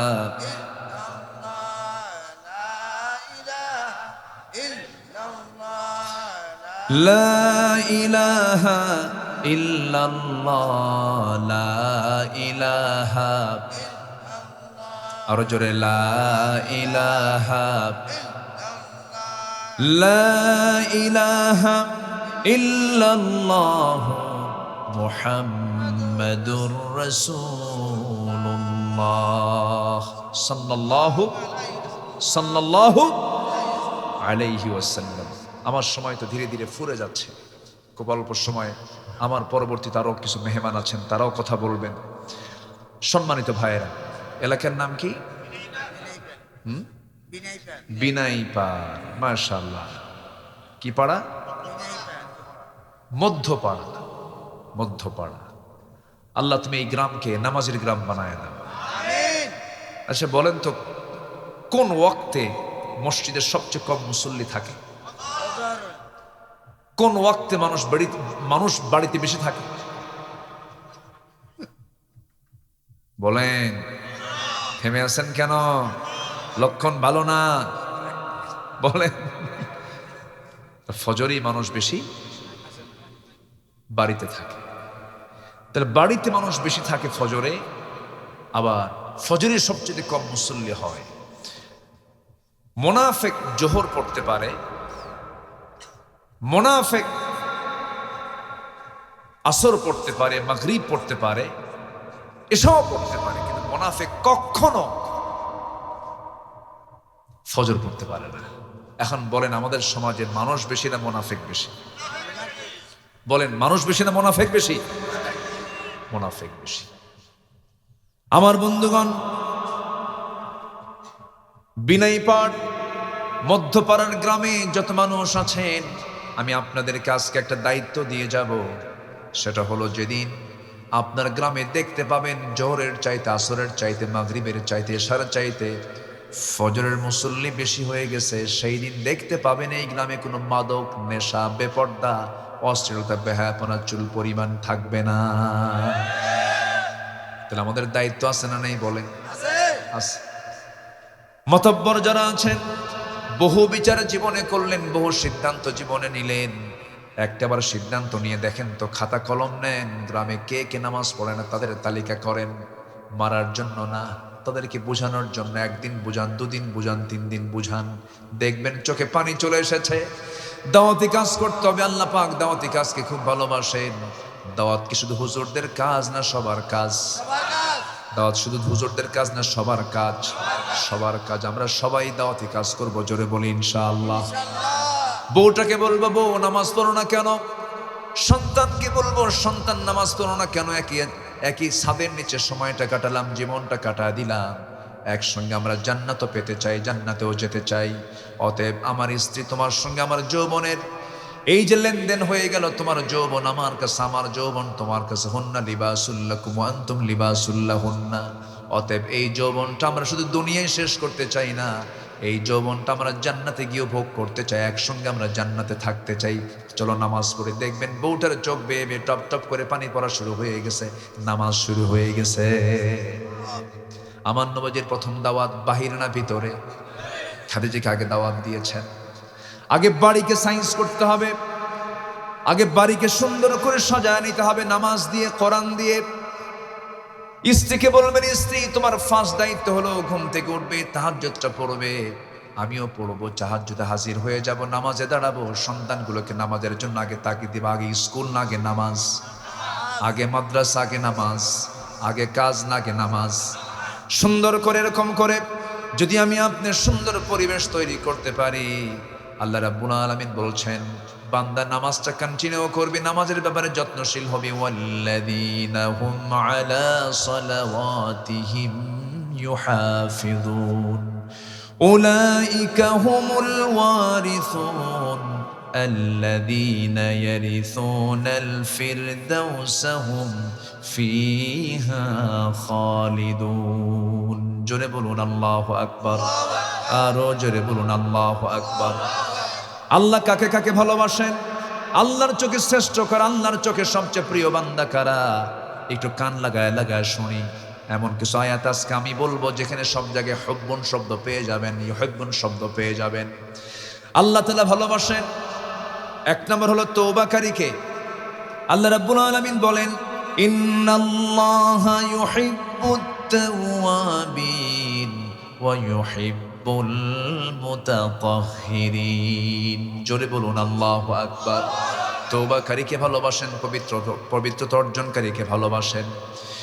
নাম্বার 2, যেটা বলে ফেলেছি আমি কিছুক্ষণ আগে, সূরা সফের আয়াতটা, আল্লাহর পথে যারা সংগ্রাম করবে, যারা সীসা ঢালা প্রাচীরের মতো, তাদেরকে আল্লাহ রাব্বুল আলামিন খুব ভালোবাসেন। নাম্বার 3 হয়ে গেছে, কারণ তওবাকারী, পবিত্রতা অর্জনকারী, জিহাদকারী। নাম্বার 4 হলো তাওয়াক্কুলকারী, যারা ভরসা করবে কার উপরে? ছেলে দেন কে, মেয়ে দেন কে, দেন না কে, ফয়সালা কার? সকল সমস্যার সমাধান কে করেন? ছেলে দিলেও খুশি হব, মেয়ে দিলেও খুশি হব, না দিলেও খুশি হব, কারণ আল্লাহ পাক ইয়াখলুকু মা ইয়াশা ইয়াহাবু লিমান ইয়াশাউ ইনাসা ওয়া ইয়াহাবু লিমান ইয়াশাউ যুকুর। আল্লাহ যাকে চান ছেলে দেন, যাকে চান মেয়ে দেন, যাকে চান কিচ্ছু দেন না, আকিমা করে দেন, বন্ধা করে দেন, কখনো মন খারাপ করা যাবে না। কিন্তু কিছু কিছু মহিলা আছে বলে আল্লাহ আসলে নজর ঠিক নাই কেন? রহিম উদ্দিনের বাড়িতে 4টা ছেলে, আমার বাড়িতে 4টা মেয়ে, কি দরকার ছিল এরকম করার? আল্লাহ যদি রহিম উদ্দিনের ওই বাড়ির 2টা ছেলে আমার বাড়িতে ঢুকায় দিয়ে যদি আমার 2টা মেয়ে ওই বাড়িতে ঢুকায় দিত, তাহলেই তো হিসাব সোজা। দেখছেন আছে না এই বলে? কিন্তু বান্দা বোঝে না আল্লাহর হিসাবটা কোন কোন জায়গায়। আল্লাহ ভালো করে জানেন কার জন্য কোনটা লাগবে, কার জন্য কোনটা বরাদ্দ হবে। আল্লাহ কাউকে সম্পদ দিয়া পরীক্ষা করেন, কাউকে সম্পদ না দিয়া পরীক্ষা করেন। কাউকে ছেলে দেন, কাউকে মেয়ে দেন, কাউকে কিচ্ছু দেন না। একমাত্র ফয়সালা, সিদ্ধান্ত একমাত্র কার? আল্লাহ রাব্বুল আলামিন বলেন, فبما رحمة من الله لنت لهم ولو كنت فظا غليظ القلب لانفضوا من حولك فاعف عنهم واستغفر لهم وشاورهم في الأمر فإذا عزمت فتوكل على الله إن الله يحب المتوكلين। জোরে বলুন আল্লাহু আকবার। আল্লাহ রাব্বুল আলামিন মুতাওয়াক্কিল যারা যারা আল্লাহর প্রতি ভরসা করবে তাদেরকে দারুণ ভালোবাসেন। আল্লাহ 8 শ্রেণীকে ভালোবাসেন। কয় শ্রেণী বলেন? নাম্বার 1 বলেছে তওবাকারী, নাম্বার 2 বলেছে পবিত্রতা অর্জনকারী, নাম্বার 3 বলেছে জিহাদকারী, নাম্বার 4 বললাম তাওয়াক্কুলকারী। কার উপরে তাওয়াক্কুল? আল্লাহর উপরে। নাম্বার 5 হলো যারা ইহসান করবে, আল্লাহ পাক তাদেরকে ভালোবাসেন। ওয়া আনফিকু ফি সাবিলিল্লাহি ওয়া লা তুলকু বিআইদিকুম ইলাত তাহলুকা ওয়া আহসিনু ইন্নাল্লাহা ইউহিব্বুল মুহসিনিন। আল্লাহ পাক ইহসানকারীকে খুব ভালোবাসেন। দয়া যারা করবে, তুমি দয়া দেখাবে, ইরহাম তুরহাম, দয়া দেখাবে দয়া পাবে। যত শক্ত হবে তার প্রতিদান তুমি পেয়ে যাবে। আমার বন্ধুগণ, ক্ষমা করব ক্ষমা পাবো, ক্ষমা করব না ক্ষমা পাবো না। আল্লাহুম্মা ইন্নাকা আফুউন কারীম তুহিব্বুল আফওয়া ফাআফু আন্না। আমার বন্ধুগণ, নাম্বার 6 হলো ন্যায়পরায়ণ। যারা ন্যায়পরায়ণতা যারা অবলম্বন করবে আল্লাহ পাক তাদেরকে ভালোবাসেন। আল্লাহ রাব্বুল আলামিন বলছেন, ইন্নাল্লাহা ইউহিব্বুল মুকসিতিন। জোরে বলুন আল্লাহু আকবার। নড়ে কেন? এটা ভূমিকম্প শুরু হলো নাকি? ও এটা, এই শান্ত হও। এটা শূন্যের উপরে তো এটা বানানো হয়েছে, এটার পিলার খুব দুর্বল। আর আল্লাহ তাআলা এমন আকাশ বানালেন পিলারই নাই, তাও কত মজবুত। যখন সুবহানাল্লাহ বিগাইরি আমাদিন তারাউনাহা, কি মজবুত আকাশ আল্লাহ পাক বানিয়েছেন। যখন সুবহানাল্লাহ।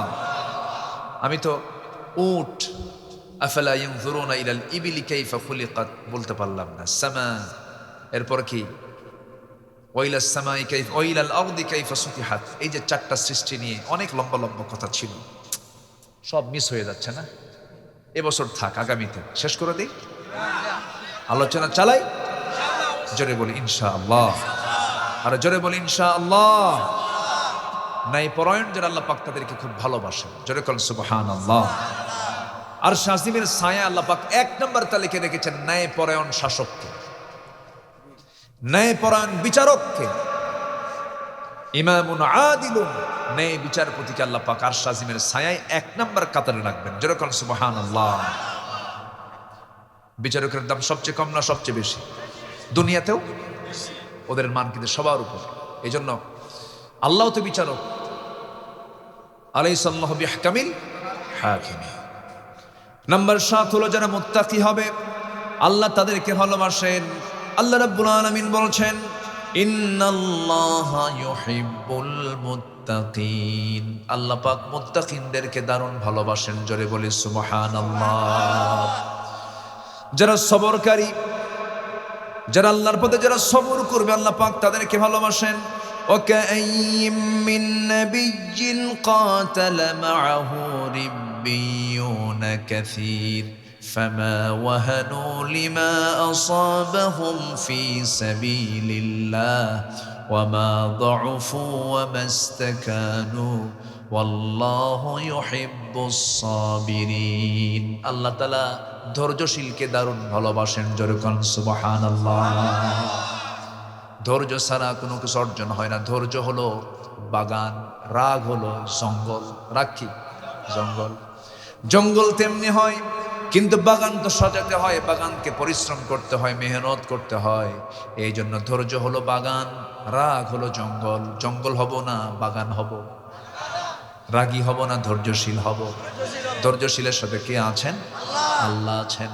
আমার বন্ধুগণ, বিয়ে আগে না ধৈর্য আগে? কিছু কয় না। বিয়ে আগে না ধৈর্য আগে? সেদিন এক মহিলা ফোন দিছে আমারে, ফোন দিয়ে কয়, হুজুর আমার স্বামীরা সকালেও তালাক দেয়, বিকেলেও তালাক দেয়, আমি কি আসি না নাই? বুঝলেন? এরকম আছে না, কিছু পুরুষ আছে না মুখে তালাক নিয়েই থাকে। ওদেরকে কি করা দরকার জানেন? বাঁশ গাছের যে ডাল আছে ওটাকে এলাকায় কি বলে? জিংলা। জিংলা, কঞ্চি বলে, কঞ্চি কিছু কিছু এলাকায়।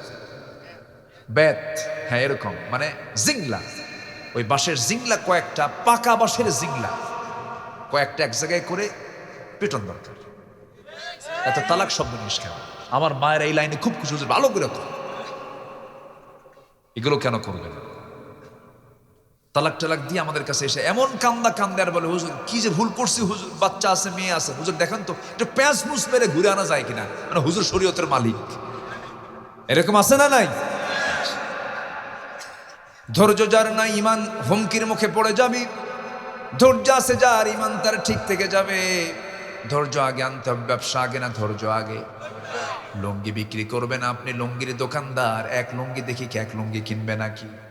10 লুঙ্গি দেখে এক লুঙ্গি কিনবে। 10 লুঙ্গি দেখার পরও কিনবে কিনা গ্যারান্টি নাই, 50-50 নাও কিনতে পারে। কিন্তু রাগ কি করা যাবে নাকি? যখন আপনি লুঙ্গি বেচতে নিয়ে আপনি 10টা লুঙ্গির সব খুলে খুলে দেখালেন, হাত দিয়ে দেখে দেখে কয় হচ্ছে না, নিলাম না। যখন হলো না, নিয়ে না নিয়ে যখন চলে গেল, সেই সময় কি আপনি রাগ করতে পারবেন নাকি? আপনি যদি ভিতরে চলে যাচ্ছে, এতগুলো দেখালাম, ভিতরে জ্বলতেছে, কিন্তু বলার কোনো কায়দা নাই। ব্যবসা তো কিচ্ছু বলতে পারবে না, একটা ভেসকি মেরে হাসি মারবেন, হাসি আসে না তাও হাসবেন কি, ঠিক আছে বাবা আইসেন ভাই, ভিতর দিয়ে চলে যাচ্ছে, তুই তো কিনলি না রে। কিন্তু আপনি যদি এরকম মনে করেন, না হেসে কিনবি না, কেন বাইন্দা থুয়ে তোরে কিনবে, দোকানদার আসবে জীবনে? ধৈর্য ধরতে হবে, নামাজে ধৈর্য লাগবে। ওয়াস্তাঈনু বিস-সাবরি। এই জন্য ধৈর্যের বিকল্প নেই। আল্লাহ পাক ধৈর্যশীল হওয়ার তৌফিক দান করুন। একজন নবীর মধ্যে সবচেয়ে রাগ বেশি ছিল, সেই নবীর নাম কি বলেন? হ্যাঁ, খুব রাগ ছিল না? এত রাগ, সামনে একটা ইয়াং টকবকে যুবক বেদবি করতেছে, বলেন এই বেদবি করো কেন? কেন করি নাই? বেদবি করতেছো? না করি নাই। করছো বেদবি? মারছেন থাপ্পড়, এক থাপ্পড় খা সিট হয়ে পড়ে গেছে। যখন পড়ে গেছে, মরে গেছে। আল্লাহকে বলছে, আল্লাহ মারছি শাসন করার জন্য, মরে গেছে, এটা দোষ কিন্তু আমার না, তোমার।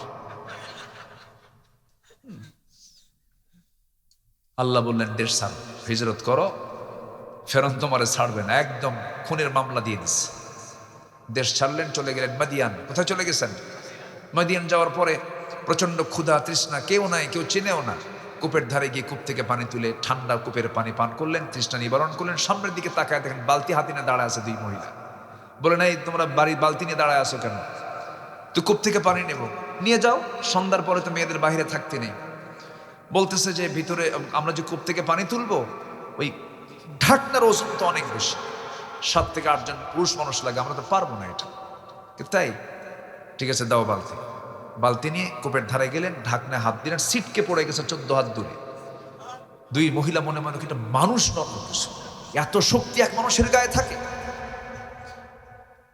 অবাক হয়ে গেছেন। বালতি তুলে দিয়ে বলছেন, সোজা বাড়িতে চলে যাও, সন্ধ্যার পরে মেয়েদের বাইরে থাকতে নেই। কিন্তু মেয়েরা বলে, কেন? সমান অধিকার। কি অধিকার? সমান অধিকারে কেন বাইরে থাকতে পারবে না?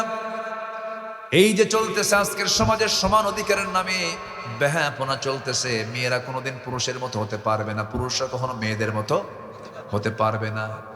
কিন্তু সমান অধিকার কেমন করে আপনি পারবেন? কারণ জাতটাই ভিন্ন, পুরুষ আর মহিলা সমান হয়? সমান হয়? পুরুষের ব্রেন সেল হলো 49টা, মেয়েদের ব্রেন সেল হলো 39টা, 10টা কম। দোষ কার? আল্লাহ, আল্লাহর দোষ। ফায়সালা কার?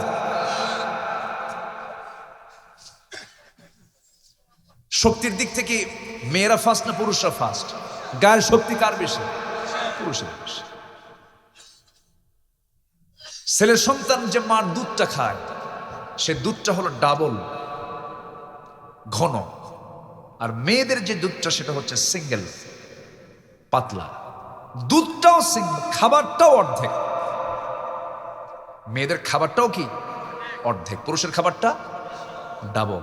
এটা কে করে দিয়েছেন? ফায়সালা কার? আল্লাহ ফায়সালা। সাইয়েদনা আলীর সময় দুই মহিলার পেট থেকে বাচ্চা বের হয়, ডেলিভারি হয়।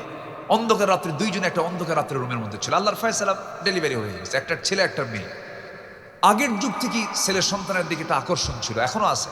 ছেলের সন্তান হলে তো মিষ্টির অভাব নাই, আর মেয়ের সন্তান হলে শোক শোক। খবর কি? মেয়ে মনে হার্ট স্ট্রোক করে মরবে, এমন একটা অবস্থা। বুঝলেন? মানে আওয়াজই নেই, বাড়িতে মনে হয় মানুষ মরছে, মানে হয় নাই, মরে গেছে। এত মুসাউমাদ ওয়া হুয়া কাযীম। তাই সকালবেলা দুই মহিলা লাগছে, মারামারি হলো ওই ছেলে সন্তান। এটা আমার ছেলে, এটা আমার ছেলে। জানে, অবশ্যই জানে, জানবে না কেন?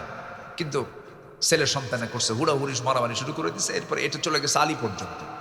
সাইয়েদনা আলী বললেন যে তোমরা অবশ্যই জানো কার ছেলে আর কার মেয়ে। না, এটা আমার ছেলে, এটা আমার ছেলে। কি জটিল! সেই সময় তার ডায়াগনস্টিক সেন্টার ছিল না, সেখানে তার এরকম টেস্ট ছিল না। এখন কি করা যায়? সাইয়েদনা আলী বললেন এই দুই মহিলাকে নিয়ে যাও ঘরে। ঘরের মধ্যে নিয়ে তুলে মহিলা দিয়ে দুজনের স্তন থেকে দুধ বের করো, দুইটা কাচের গ্লাসে দুধ জমা করো। দুইজনের দুধ কাচের গ্লাসে জমা করে দেখো কোন গ্লাসের দুধটা ঘন, কোন গ্লাসের দুধটা পাতলা। যখন বলা হলো এই গ্লাসের দুধটা ঘন, এই গ্লাসের দুধটা পাতলা, সাইয়েদনা আলী বলছেন যে গ্লাসের দুধটা ঘন, এই ঘন দুধ যে স্তন থেকে বের হয়েছে, মহান রব্বুল আলামিন তাকে ছেলের সন্তানের মা বানায়া দিয়েছেন।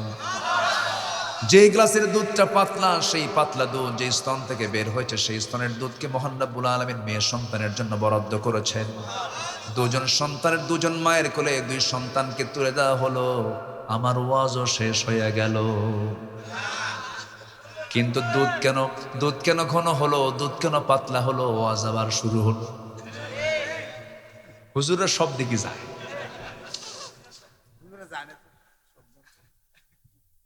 কষ্ট পাচ্ছেন নাকি আপনারা? আমার বন্ধুগণ, মূসা আলাইহিস সালাতু ওয়াস সালাম ওই যে চলে গেলেন, বালতি দিয়ে তাদেরকে সহযোগিতা করলেন, পানি তোলে বাবার কাছে গিয়ে বলছে, বাবা এমন একজন পুরুষকে পেলাম যে ঢাকনা টান দিতে 7 জন লাগে, 8 জন লাগে, সে একাই টান দিয়ে সরাইয়া দিল। বৃদ্ধ পিতা বলছে, মা আমার বড় মেয়ে, তুমি আগামীকালকে আবার পানি সেই কূপের ধারে যাবে, যুবককে আমার সালাম জানাবে, সে যেন অবশ্য আমার বাড়িতে আসে, আমার সঙ্গে যেন দেখা করে। এই কথা বলে পাঠায়া দিয়েছেন মেয়েটাকে। মেয়েটা গিয়ে বলছে, আমার আব্বা আপনাকে দাওয়াত দিয়েছেন, আপনি যাবেন নাকি? উনি মনে মনে চিন্তা করছেন, আমি তো এটাই চাই, দূর দেশে আসছি, কাউকে চিনি না, ভালোই তো হলো, আল্লাহ মিলায় দিছে। কিন্তু মহিলা যাবো কেমনে? আমি সামনে সামনে চলবো, আপনি আমার পিছে পিছে চলবেন। মূসা আলাইহিস সালামের মেজাজ গেছে খারাপ হইয়া। বলছে, মহিলা তুই কি কইলি?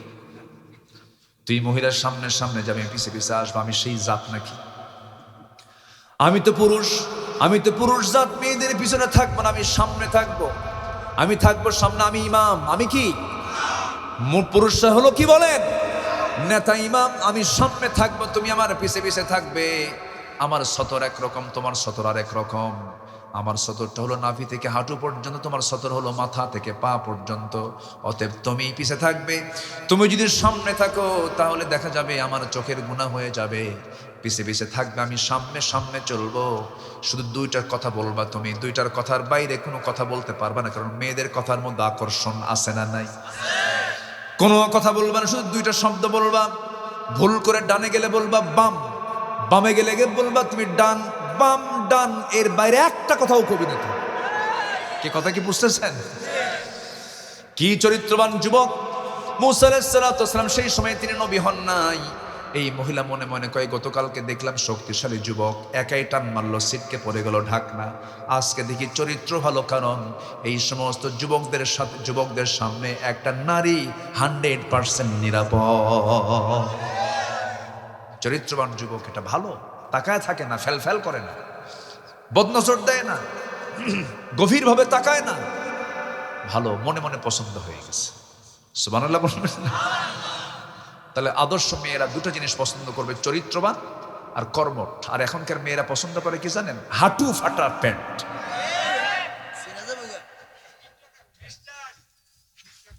কি ঠিক আছে না? TikToker, Messenger, imo, Line, Viber, WhatsApp, imo, Instagram, Kurigram, এগুলো পছন্দ।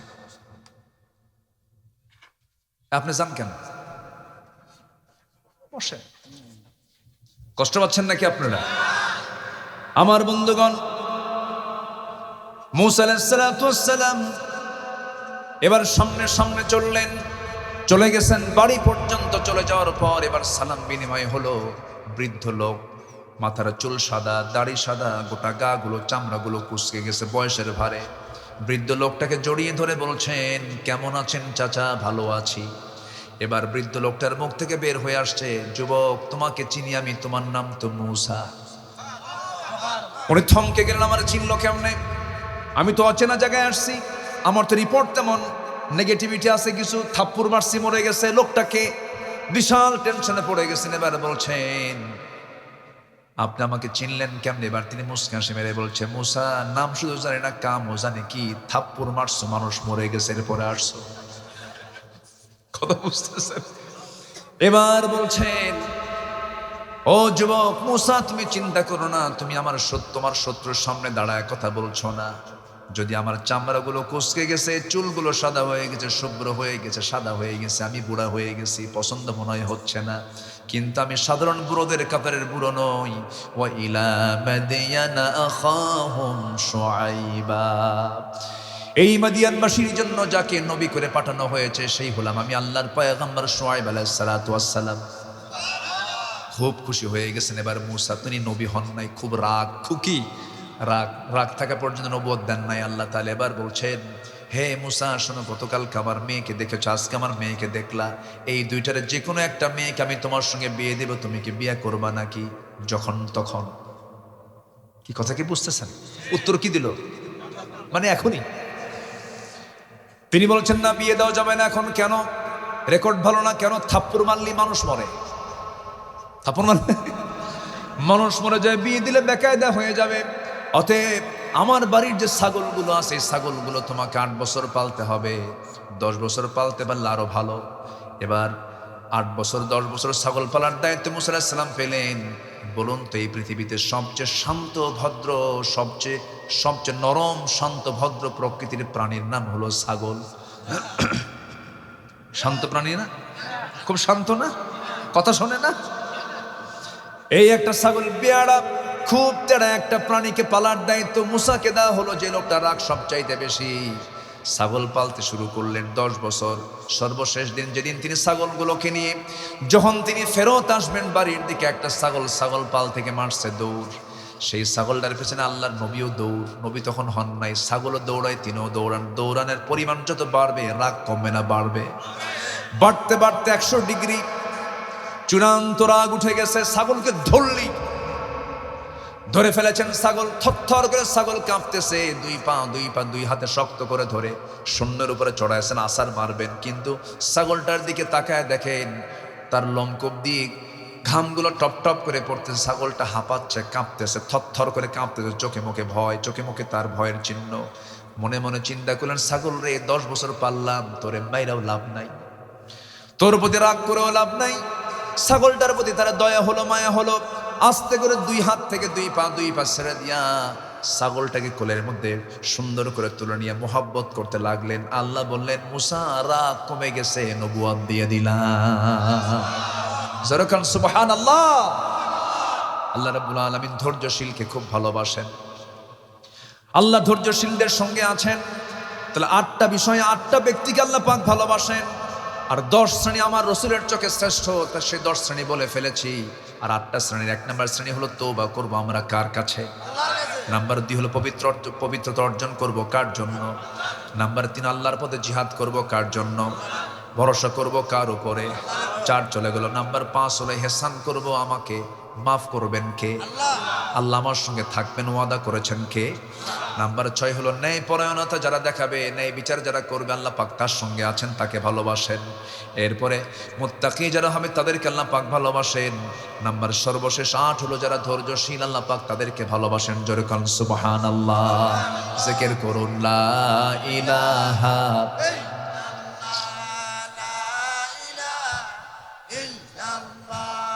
কোথায় আসছে?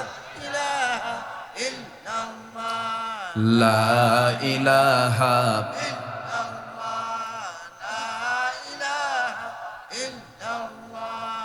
লা ইলাহা